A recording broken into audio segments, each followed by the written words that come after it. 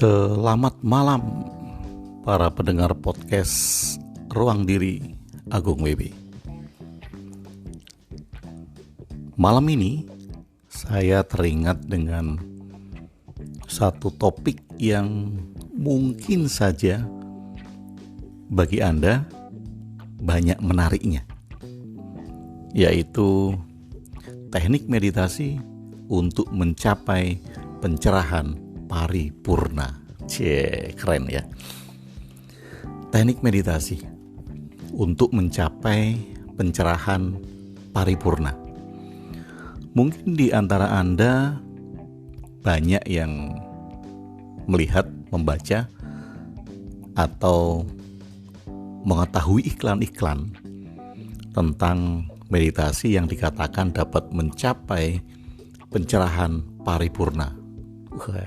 Ultimate enlightenment. Keren ya. Nah, ada nggak sih sebetulnya teknik meditasi untuk mencapai pencerahan paripurna? Nah, sekarang kalau kita bicara tentang pencerahan paripurna, kita mungkin harus bertanya dulu, yang dimaksud dengan pencerahan paripurna itu seperti apa? Atau adakah role model atau orang-orang yang sekarang mungkin mengadakan bimbingan meditasi dan mengatakan bahwa dirinya sudah mencapai pencerahan paripurna? Kira-kira siapa? Kalau Anda pernah tahu ada seorang pembimbing meditasi yang mengiklankan dirinya sudah mencapai pencerahan paripurna, kemudian dia share teknik-teknik meditasi agar bisa mencapai pencerahan tersebut, mungkin Anda akan ingat-ingat siapa dia, atau pernah nggak Anda tahu itu? Kenapa? Karena bagi saya ini sangat menggelitik sekali. Menggelitik dalam arti bahwa pencerahan, enlightenment, itu dijadikan sebuah achievement, sebuah goal atau sebuah tujuan. Dan tidak sedikit orang yang dalam melakukan meditasi tujuannya adalah ultimate enlightenment atau pencerahan paripurna.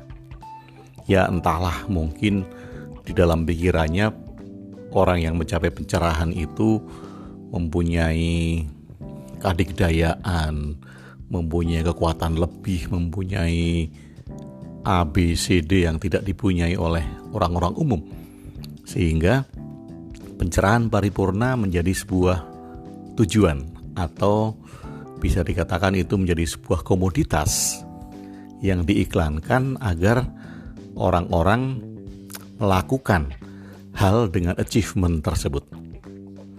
Nah, kita kadang-kala terjebak dengan pemahaman tentang enlightenment atau pencerahan ini.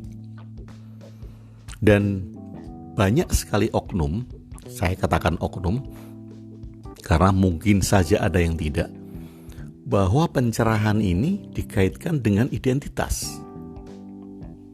Identitas. Jadi pencerahan ini dikaitkan dengan identitas. Contoh gini, orang yang mempelajari teknik meditasi Jawa, kemudian karena dia merasa sudah mencapai pencerahan paripurna, kemudian dia membangun identitas dirinya. Yang saya maksud identitas itu, kemudian setiap dia tampil, dia memakai baju Jawa, bisa dengan batik mungkin, bisa dengan sorjan mungkin, bisa dengan sarung Jawa mungkin, identitas. Walaupun itu tidak salah, melestarikan budaya dengan memakai baju-baju yang pernah ada di dalam budaya tersebut sama sekali tidak salah. Ini tidak ada kaitannya dengan budaya. Ini kaitannya dengan identitas. Kemudian ada yang membangun identitas pencerahannya adalah dengan memakai baju putih setiap saat. Mungkin baju putih panjang, bahkan kemudian rambutnya juga dipanjangkan, jenggotnya dipanjangkan. Identitas. Ada juga yang membangun identitas dirinya untuk mengatakan kepada orang-orang yang melihat dirinya bahwa pencerahan yang dia gapai itu merupakan kehidupan yang kembali ke alam, sehingga sama sekali menghindari sabun, kemana-mana tidak memakai sendal. Itu adalah identitas yang dibangun untuk pencerahan yang dia pahami sebagai kehidupan yang natural. Ada juga yang gak potong rambut walaupun terlihat acak-acakan. Supaya apa? Supaya identitasnya terbangun bahwa ini adalah guru meditasi. Maaf. Nah, pencerahan paripurna apa? Atau yang bagaimana? Kalau kita melepaskan itu dari identitas, bisa nggak? Ketika Anda tampil apa adanya. Ketika Anda pengen pakai kaos, ya Anda pakai kaos. Ketika Anda pengen pakai sepatu, ya Anda pakai sepatu. Ketika Anda pengen pakai jas, ya Anda pakai jas. Ketika Anda pengen pakai batik, ya Anda pakai batik. Ketika Anda pengen pakai pakaian yang sesuai dengan Anda saat itu, hari itu, ya Anda pakai hari itu. Jadi tidak ada identitas yang Anda bangun. Nah, ketika ada identitas yang dibangun, pencerahannya menjadi pencerahan yang egois. Pencerahan untuk membuktikan sesuatu. Ini ironis. Ya, sangat-sangat ironis. Karena kita terjebak dengan pembuktian bahwa saya sudah mencapai pencerahan. Atau bahkan mengatakan bahwa saya sudah mencapai ultimate enlightenment, pencerahan paripurna. Nah, kalau kemudian kita tilik lagi, mungkin ada beberapa yang jujur mengakui bahwa ketika ditanya, guru-guru yang mumpuni ditanya, pencerahan itu seperti apa sih? Mereka akan jujur menjawab, saya tidak tahu pencerahan itu seperti apa. Dan kadang yang mendengarkan apabila seorang pencari, dia akan meninggalkan guru tersebut. Karena dianggap guru tersebut tidak mengetahui tentang pencerahan, atau dia berpandangan bahwa guru tersebut belum mencapai pencerahan. Sehingga jawaban bahwa saya tidak tahu pencerahan itu seperti apa, itu dianggap belum mencapai pencapaian tentang ultimate enlightenment. Kalau di dalam tradisi Zen, seluruh guru-guru Zen tidak akan menjelaskan tentang pencerahan. Atau bahkan ketika ditanya pencerahan itu apa, guru, mereka akan menjawab bahwa saya tidak tahu pencerahan itu apa. Saya tidak mengalami pencerahan itu apa. Tapi kita kadang-kala mencari sebuah sensasi dan kita mencari sebuah euforia, sehingga ketika ada yang menawarkan teknik meditasi untuk mencapai pencerahan paripurna, berbondong-bondong orang akan mengikutinya atau setidaknya mencoba. Karena apa? Achievement, pencapaian tentang pencerahan tersebut. Nah, sekarang kita kembali berefleksi tentang identitas tadi. Adakah identitas yang sedang kita bangun? Atau paling sederhananya begini, apakah Anda ingin orang lain itu melihat Anda seperti apa? Anda ingin orang lain melihat Anda bijaksana, sehingga Anda mengatur semua tutur kata Anda, posting-posting di media sosial Anda, baju-baju Anda, tampilan Anda, itu menampilkan identitas bijaksana. Atau Anda mungkin ingin orang lain melihat Anda dengan identitas alami, natural, sehingga bisa jadi Anda kemana-mana tidak memakai sendal, tidak memakai sepatu, kemudian Anda hanya mandi dengan air yang mengalir, tidak mandi pakai sabun, tidak keramas pakai shampoo, untuk menunjukkan identitas alamiah Anda. Jadi mungkin di sini Anda tidak hidup alami, tetapi Anda ingin menunjukkan identitas sebagai hidup alami. Atau kemudian bisa jadi Anda kemana-mana menggunakan satu atribut. Bisa pakaian seperti tadi, kalau Anda mengajarkan tentang meditasi Jawa, identitas yang Anda bangun mungkin saja Anda akan memakai atribut-atribut Jawa. Untuk apa? Agar identitas yang dikenali dari orang lain tersebut itu merupakan hal yang Anda pikirkan sudah Anda capai. Nah, ini identitas. Nah, sekarang sebetulnya ada nggak sih teknik meditasi untuk mencapai pencerahan paripurna? Kalau saya katakan dengan bahasa yang sangat vulgar adalah tai kambing. Ya, tai kambing. Kenapa? Ketika Anda melakukan achievement, ingin mencapai goal yaitu pencerahan paripurna, itu seperti tai kambing. Kenapa kok saya katakan tai kambing? Karena itu adalah persepsi. Sehingga Anda terjebak dengan, sekali lagi tadi, identitas. Meditasi yang dibangun, yang dilahirkan, yang semula untuk menghancurkan identitas Anda, ini malah membangun sebuah identitas.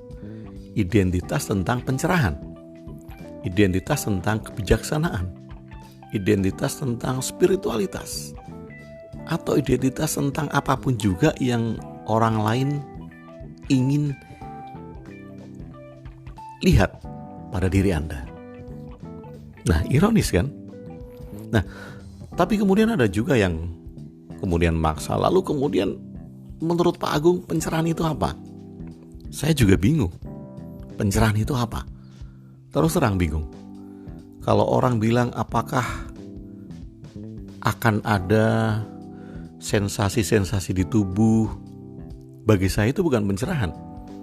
Atau ada orang yang menjelaskan bahwa ketika Anda melakukan meditasi dan mencapai pencerahan itu, Anda akan didatangi oleh cahaya yang sangat terang sekali. Kemudian cahaya itu masuk di dalam diri Anda. Cahaya itu menyelimuti diri Anda, menimbulkan kebahagiaan yang sangat. Itu pencerahan menurutnya. Sekali lagi kita akan terjebak dengan identitas di sana. Identitas yang menganggap kita merupakan makhluk yang dipenuhi dengan cahaya, merupakan makhluk yang merupakan sumber berkah, katanya gitu kan, atau merupakan makhluk yang istimewa, makhluk pilihan, atau makhluk-makhluk yang memang sekarang sedang dipilih oleh alam semesta untuk bertugas di bumi ini sebagai penyebar dari pencerahan paripurna tersebut. Jadi kalau sekarang kita bicara tentang teknik meditasi untuk pencerahan paripurna, jawabannya adalah tai kambing. Nah, sahabat semuanya, kalau demikian, Anda akan ambil contoh siapa coba? Oke lah, kalau Anda menyebutkan Buddha.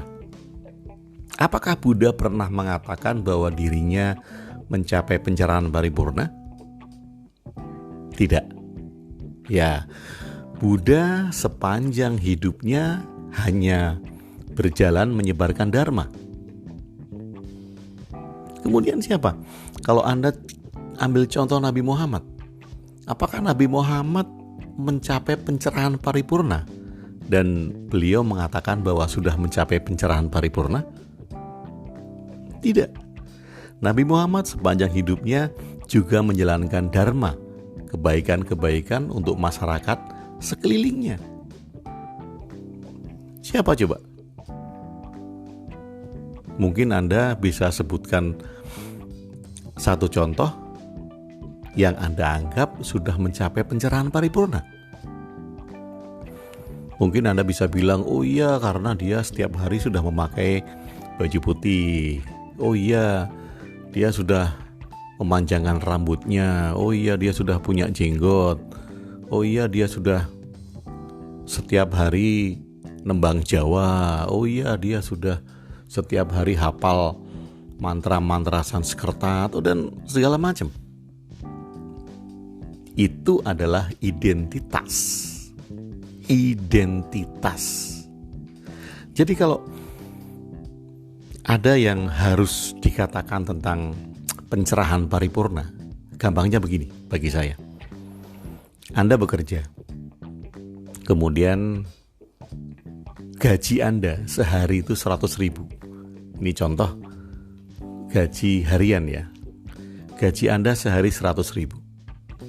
Nah, dengan gaji 100.000 itu, Anda menyadari bahwa kebutuhan makan Anda hanya 30.000. Nah, ketika Anda menyadari kebutuhan makan Anda hanya 30.000, sedangkan Anda punya gaji 100.000, kemudian Anda akan mengajak orang-orang lain yang tidak bisa makan untuk merayakan makan bersama Anda.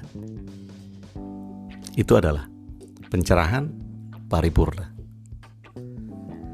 Jadi, taik kambing dengan teknik-teknik meditasi untuk mencapai pencerahan paripurna. Yang sangat sederhana adalah melihat diri Anda sendiri. Apakah saat ini Anda sudah menyadari kebutuhan Anda? Kemudian apa saja yang Anda butuhkan dalam hidup? Dan sudahkah Anda mengajak orang lain untuk merayakan, entah itu dalam kebutuhan makan, entah itu dalam kebutuhan bersenang bersama Anda, entah itu dalam kebutuhan yang lain yang tidak bisa dipenuhi oleh orang lain tersebut. Nah, kalau demikian artinya Anda akan seperti Buddha, Anda akan seperti Muhammad, Anda akan seperti Musa, Anda akan seperti master-master yang lain yang tidak duduk diam untuk mencapai pencerahan paripurna. Mereka berjalan, mereka take action, mereka mengajak masyarakat, mereka mengajak orang lain untuk melakukan hal-hal yang bermanfaat, yang dimulai dari langkah-langkah yang sederhana, langkah-langkah yang mudah, dan langkah-langkah yang bisa dimulai saat itu juga. Jadi bagaimana? Bila Anda masih menginginkan teknik meditasi untuk mencapai pencerahan paripurna, jawabannya adalah tai kambing. Terima kasih sudah bersama saya di Ruang Diri, Agung WW.